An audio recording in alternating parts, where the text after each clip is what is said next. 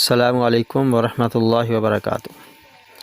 معزز سامعین، آج ہم شلغم کے بارے میں گفتگو کریں گے۔ شلغم میں پائے جانے والے اجزاء میں water 94%، carbohydrate 5%، protein 1%، vitamin B6 14%، vitamin B9 30%، vitamin C 33%، vitamin B5 5%، phosphorus 3%، calcium 3%، carb 8%، fibre 2%۔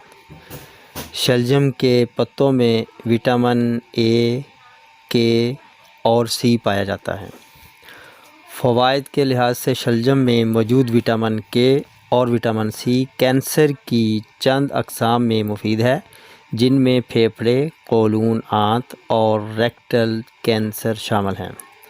Blood sugar کے لیول کو کنٹرول کرتا ہے، سوزشی امراض کو ختم کرتا ہے، جن میں جوڑوں کی سوزش، کینسر، ہائی بلڈ پریشر اور خون کی نالیوں کی سختی شامل ہے۔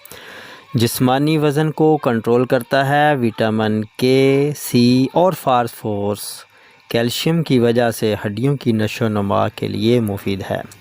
جگر کے لیے مفید ہے۔ یرقان کی تمام اقسام میں مفید ہے۔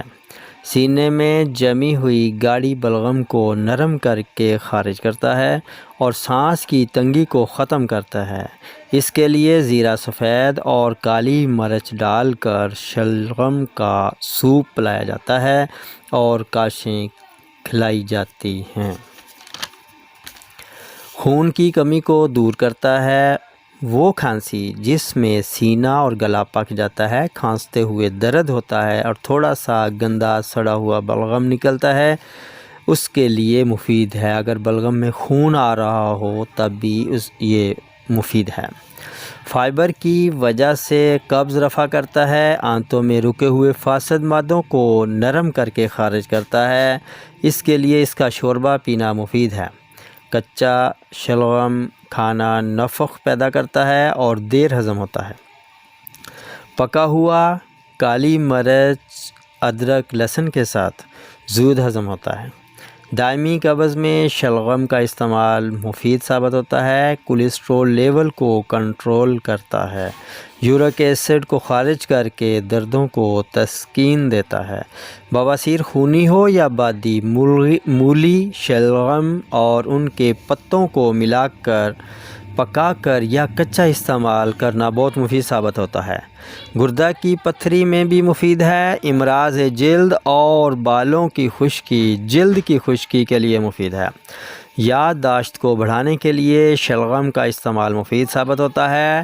نیند کی کمی جو خشکی کی وجہ سے ہو، شلغم کے استعمال سے دور ہو جاتی ہے۔ شلغم پریگننسی میں بھی استعمال کیا جا سکتا ہے۔ اس میں 94% پانی ہوتا ہے، اس لیے جسم میں پانی کی کمی کو پورا کرنے کے لیے انتہائی مفید ثابت ہوتا ہے۔ انشاءاللہ پھر ملیں گے اگلی ویڈیو میں، تب تک کے لیے اجازت دیجیے۔ السلام علیکم ورحمۃ اللہ وبرکاتہ۔